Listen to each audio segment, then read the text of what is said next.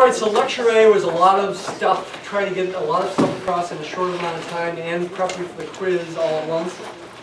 Hard to wrap your mind about all these difficult terms and calculations. Let's spend the first 5 to 10 minutes of this class sort of rethinking about what we did in lecture A.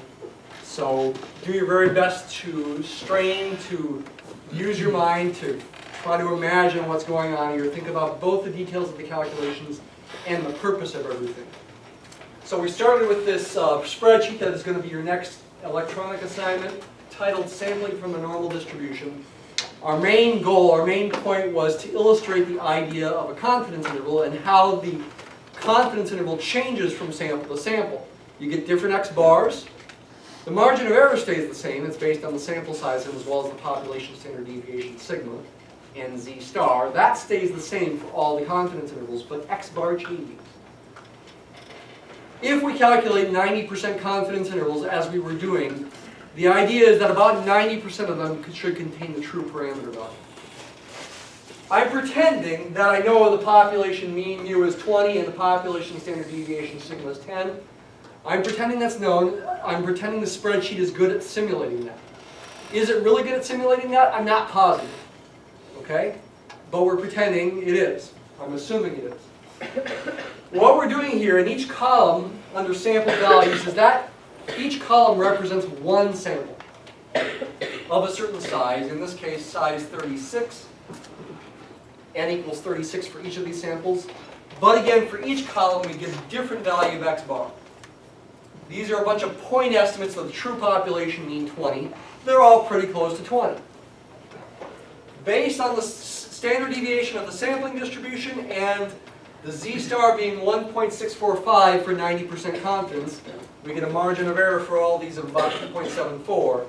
We can calculate the left and right endpoints of the confidence intervals. Lower endpoint means left endpoint. I could have called it left endpoint. Upper endpoint means right endpoint of each confidence interval. So we get a bunch of different confidence intervals because we have a bunch of different values of x bar. And the idea is that when you do it over and over again, and if it's 90% confidence interval, about 90% should contain the true mean, 20. Then when we used equals if and we were just testing, is 20 between these endpoints? In this first one it was yes, second one is yes. A few of these must be no. There's a no. This interval does not contain 20. So we were using if and to create a bunch of yeses and nos to decide whether 20 was in the interval. And finally, we used count if to calculate the percentage of those intervals that contain 20, and it should be close to 90%. Okay? With 25 samples of size 36. That's what you'll be doing. Will you get real close to 90%? Not necessarily. I imagine it could be as low as 0.8 perhaps, and maybe even as high as 100% one. But it should be relatively close to 90% when you're calculating 90% confidence intervals. Then we talked about the power of a test, as well as type 1 and type 2 errors. In this Mathematica document here, I've got a description, first of all, of the situation here. We were talking about the example with the advertising, but here I'm discussing the same things in general. But as you read through this, as I discuss it, you can imagine the advertising example. So here's the situation where you'd like to calculate these different probabilities. Suppose you're taking a simple random sample of size n from the population with the standard deviation of sigma. We're pretending we know the population standard deviation for the sake of argument and making things as simple as possible. For the advertising example, sigma was 40. The null hypothesis was the statement of no difference. The new advertising is no better than the old advertising at generating sales. The null hypothesis, mu sub 0 was 50. We're hoping, at least if we're the person who's creating the new advertising campaign, that the alternative is true. Mu is bigger than 50, and in fact we even hope it's bigger than 60 to justify spending that much money. But the tests only focus on whether it's 50 or greater. We decide on a level of significance, alpha. We pick 10% for that problem. Okay? Deciding on the level of significance is deciding on what probability of type 1 error you're willing to accept. Now 0.1 is actually kind of big. Many tests alpha is 0.05 or 0.01, 5% or 1% as opposed to 10%. We pick 10%. How do you decide what alpha should be? It kind of depends on the consequences of making a type 1 error. A type 1 error is when you reject a null when you should not have.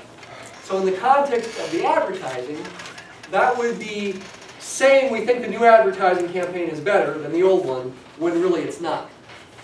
So then you'd be spending money on the new advertising campaign when it's not any better than the old one. That would be a type 1 error, the consequences of making a type 1 error. Is that such a big deal here? Well, it's a big deal in terms of time and money perhaps, but probably not in terms of people's lives. Nobody's going to die if you make a type 1 error. And maybe you prefer having new advertising anyway, even if it doesn't increase your sales much, if at all, because you just want something fresh and new. So maybe you decide to reject the null anyway, even if it's true, and not worry too much about it. So that could justify a higher alpha in that case. A type 2 error is when you incorrectly fail to reject the null when you should have. You should have convicted that person because they were guilty, but you didn't. The probability of a type 2 error must be computed under a particular assumed value of the alternative hypothesis. In the advertising example, we picked 60 because that was sort of the boundary. We're hoping we get up to at least $60 per customer per month to justify the money, time and money, on the new advertising campaign. The power of a test considers the probability of the opposite event when you correctly reject a null when it's false. Power means the power to do something, right? To do things. You can do things.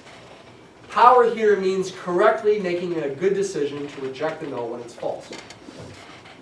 So in both the type 2 error situation and the power calculation, you're assuming the null is false, that the alternative is true, and that's why these are opposites of each other. That's why these probabilities have to add 1. So when you figure out one of them, like we did here, we figured out the probability of a type 2 error, and we found it to be 0.2358. The power in the same situation is 1 minus that, 0.7642. But remember, to calculate these probabilities, you need to do this pre-calculation. Based on alpha, and based on this being a right-tailed test, for example, which is the easiest one to think about, you've got to figure out a z critical value and an x critical value that lead to rejection. You're going to reject the null hypothesis if z is bigger than 1.28. Equivalently, you would reject the null hypothesis if x bar is bigger than 56.4. That's the rejection region for a right-tailed test in this situation, if you're to the right of 56.4. If you're to the left of it, then you fail to reject it. In both the power situation and the type 2 error situation, the null is not true, the alternative is true, and so you're really thinking about probabilities this way. I've got a simulation here that draws graphs of this situation. What do I have here? I've got two normal curves that both are possible sampling distributions for x bar. Notice that this one is centered on 50, and this one is centered on 60. This would be the sampling distribution of x bar if the mean mu is 50. And this would be the sampling distribution of x bar if the mean mu is 60. Is mu 50 or 60? Nobody knows. Probably it's something else. We do these probability calculations, we calculate these areas under these two different assumptions. The area to the right of this number, which is the 56.2, 56.4, the boundary of the critical region, the area to the right of that under the blue curve is alpha. That's the probability of type 1 error. You're going to reject a null when it's true. X bar is bigger than 56.4 when in fact mu is 50. This is the true sampling distribution. On the other hand, the area under the red curve to the right of 56.4, that's the power of the test. That's the probability of correctly rejecting the null being to the right of the critical value if this alternative value for mu is true. That's a bigger area. That's the 0.7642 over there. And in an area that I didn't shade, but I will do so with another color right now, is the probability of a type 2 error. That would be this area right here, when you make a type 2 error, that's incorrectly rejecting the null. No, failing to reject the null when you should have. Mu really is 60, but you fail to reject the null. Your x bar is not in the rejection region. It's to the left of 56.4. Therefore, that probability is the area under this curve, because this would be the truth about mu, about the sampling distribution of x bar if mu is 60. So your chances of failing to reject would be the probability would be this area to the left of 56.4. That's in effect the calculation we did right here. Okay? You would like to have the best of both worlds. You'd like to have alpha to be small and the probability of type 2 error to be small. And for a fixed sample size, you can't have the best of both worlds in a sense. If you decrease alpha, if you make alpha smaller, watch this. If I make alpha smaller, I will decrease the probability of a type 1 error, but watch, it increases the probability of a type 2 error, which is not shaded. By moving that point to the right, reducing alpha, making the rejection region further to the right, I decrease the probability of type 1 error. I've made this area smaller. However, the area under the red curve to the left of that, this white area, gets bigger when I make alpha smaller. Watch it again here. I'll go back to the starting value of alpha. If I make alpha smaller, it makes the area under the blue curve to the right of that number smaller, but it makes the white area under the red curve to the left of the number bigger. So if you decrease alpha, you increase the probability of the type 2 error, which doesn't sound good. You can have the best of both worlds if you increase the sample size, however. Watch this. Now I'm going to increase n. For a given alpha, when n is large enough for a given alpha, I can then decrease alpha, and still the probability of a type 2 error is fairly small. Smaller than it would be if n is small. Okay, that white area under the red graph is large when n is small, but smaller when n is large. So you can have the best of both worlds if you increase the sample size, but there's consequences to that too, time and money. Increasing sample size costs time and money. You shouldn't expect to get this stuff just from listening to me here today, okay? You got to practice the homework questions. You got to read the book, study the book. You got to rethink about it over and over again. If you're feeling lost, you shouldn't be surprised. This is hard stuff, okay? You can't get it just from listening to me. You got to work with it. Pretty much nobody can get it just from listening to somebody talk about it. But you can think of this as an introduction to it. All right, with our remaining time today, we're going to talk about something called a t-distribution and how to do more realistic confidence intervals and hypothesis testing based on something called a t-distribution, based on realizing that knowing sigma is not really a realistic assumption. You're not going to typically know the population standard deviation. So here I have an example that's going to illustrate the contrast between a confidence interval as in chapter 6, where we pretend we know sigma, and the corresponding confidence interval in chapter 7, where we realistically say we don't know sigma, but we can estimate sigma with S, the sample standard deviation.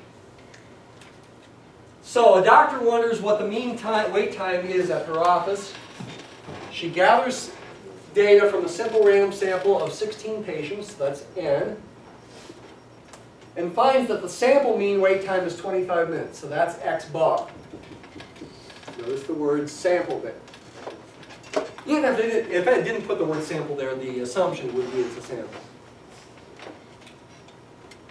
25 minutes, and the sample standard deviation, oh, I made a typo there. Okay. Let's just cross this part off. There's two things to contrast here. In part A, we're going to assume she knows the population standard deviation, and that's 10 minutes. That's going to be sigma in part A. That's going to be like a chapter 6 problem. In part B, we're going to assume she doesn't know the population standard deviation, but we're going to assume she knows the sample standard deviation is 10. In part B, that's labeled with an S, sample standard deviation. Remember that? Chapter 1? S is sample standard deviation. We're going to find a 95% confidence interval in both cases for the true mean wait time of the population of her patients based on these two different assumptions. Okay, let's do it for part A. The formula is x bar plus or minus z star times sigma over square root of n. Done this before, plug in the numbers. X bar is 25. What's z star for 95% confidence? This one's so common you should have it memorized by now. 1.96. What's sigma? In part A, I'm assuming sigma is 10. And in part B, I'm going to assume that's S instead of sigma. It's okay that I assume the same number. Just in A, it's a population parameter, and in B, it's a sample statistic. N is 16. Square root of 16 is 4. 10 divided by 4 is 2.5. That number there is 2.5. What's 2.5 times 1.96?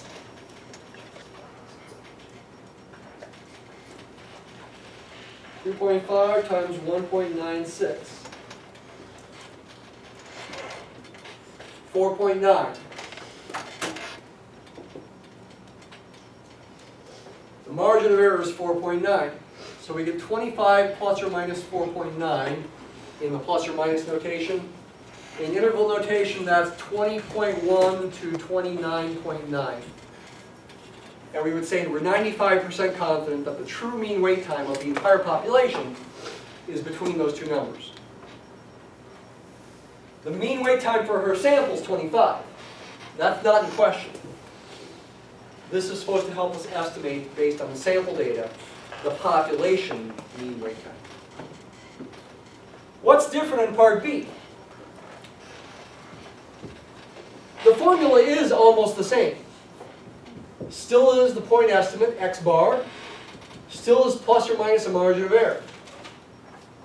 However, instead of a z star, we use something called t star. And instead of sigma, we use s. But everything else is the same. X bar is still 25. That's still the same number. That's still the sample mean.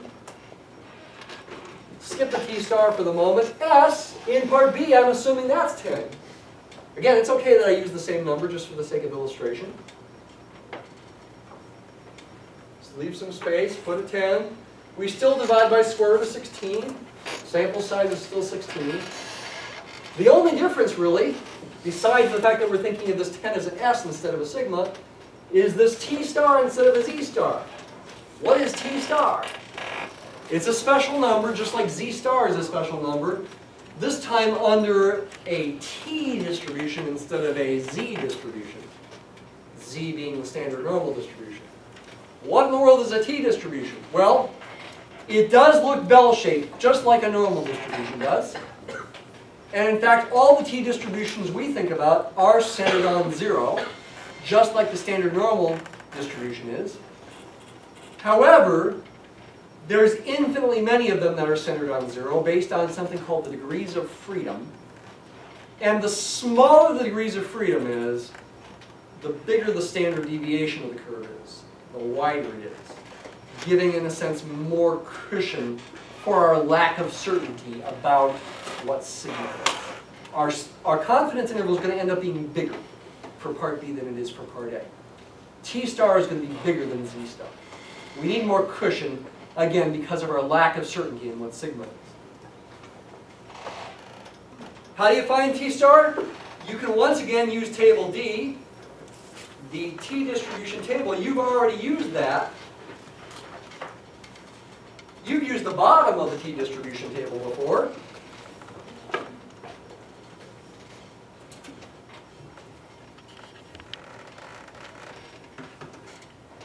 Looking at these z star values. Now we're going to use the entire table. We're still going to need the confidence level, 95%. So we're still going to look at that column above the 95%. But now we need the wider table, which gets small now. Although the numbers are clearer than they are for the standard normal one. We're still going to look above 95%, which is this column right here. Still looking in this column. That's a 95% right there. Based on something called DF, degrees of freedom. What is the degrees of freedom? In this context, the first section of chapter 7, the degrees of freedom is n minus 1. N minus 1. Where have we talked about n minus 1 before? Oh yeah, when we calculated the standard deviation S of the sample, we divided by n minus 1 before we took the square root. N minus 1, the sample size minus 1. That is the degrees of freedom. In this situation, it's called a one sample t-distribution to estimate a population mean. We're going to do a one sample t-test in a minute here. In this situation, the degrees of freedom is n minus 1. Don't worry about what that means at the moment. Okay, don't worry about it. Just know df is n minus 1 in this situation. So since n is 16, df is 15 for our example here. N is 16, so df is 15. That means I look on the df equals 15 line right there. Go over 2.131 is the t star value when you want 95% confidence and df equals 15. So plug in now 2.131 down here. T star is bigger than z star. It's bigger than 1.96. The margin of error here is going to be bigger than 4.9. 10 divided by square root of 16 is still 2.5. That's still 2.5. But the t star is different than the z star. Take 2.131 instead of 1.96 times 2.5. The margin of error is about 5.33 here. Let's round that to 5.3. Your confidence interval would be 25 plus or minus 5.3. In interval notation, that would be 19.7 to 30.3. It is a bigger interval, intuitively reflecting the fact that we're less certain about it in a sense. We'd be less certain about a smaller one because we don't know the value of sigma. There's some uncertainty in the value of s. In fact, if I did a different sample, I'd get a different value of s. So whereas in the confidence interval, when you know sigma, only x bar changes from sample to sample, in this kind of confidence interval, x bar changes, but also the margin of error changes, because s changes if you do many samples. Technically speaking, you should only use this formula for a small n when the population is approximately normal. If the population data is skewed, the book gives a recommendation that you should take a sample size of at least 40 before you use this procedure as a rough approximation. What about tests? Hypothesis testing in this context. Let's consider our housing example, and let's do the do a two-sided test instead of a one-sided test.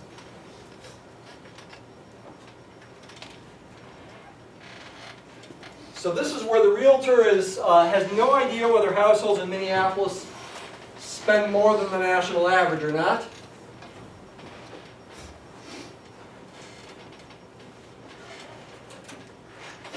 Okay, the realtor has no idea. So we're going to do a two-tailed test because of that. I also changed this by saying this 9.2% is no longer the population standard deviation. It's no longer sigma. Now that's S. I changed it that way too. So the null hypothesis and the alternative hypothesis are the same as before. The null is that mu is 33%, just like before. The alternative, because the realtor has no idea, is two-tailed, not equal to rather than greater than or less than.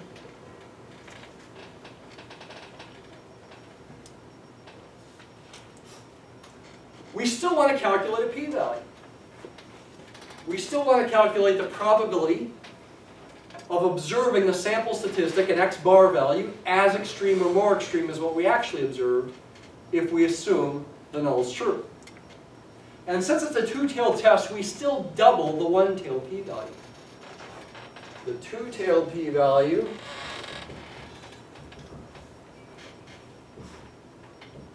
is 2 times the one-tailed p-value by symmetry. This only works with symmetric curves, which is the only kind of example we do. If you try to do p-value calculations for two-tailed tests when your curve is not symmetric, then you cannot double the one-tailed p-value. But what's the one-tailed p-value? Well, just like in the last example we had to convert z to t, in this example we also have to convert z to t. It's the probability that you have a t distribution with a certain number of degrees of freedom,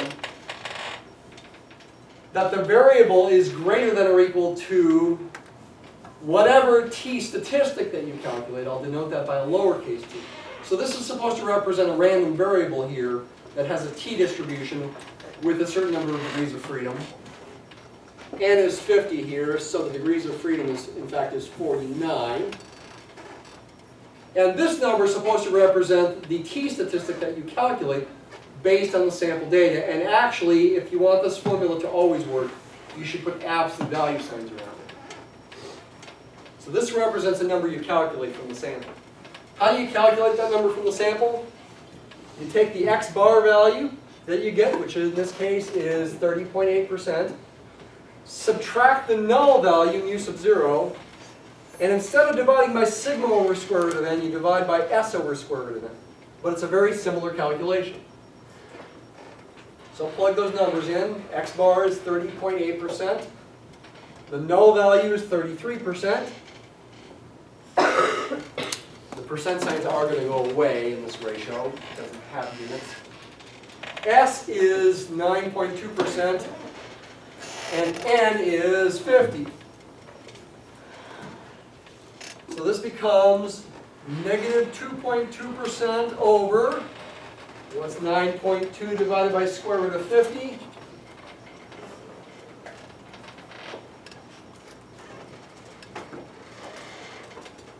About 1.301.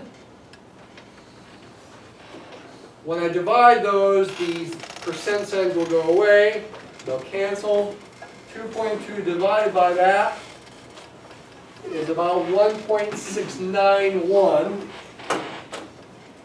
This is negative 1.691. So it is good that I put the absolute values here. The probability is this one. Put a positive 1.69 there. That's the absolute value of negative 1.69. It is still an area under a curve. The sum of two areas, in fact. One to the right of positive 1.69 and one to the left of negative 1.69. And by symmetry, you can take the area to the left, to the right of 1.69 and double. That's what we're doing here. What's left is to calculate the probability here. And in the time we have remaining, I can only give a rough approximation. When you look at this t distribution table now again, that's the last thing we'll do here, hang on. When you look at this t distribution table, and you want to calculate this probability, there's a couple tricky things that are going on here. First of all, the degrees of freedom being 49 is not in the table.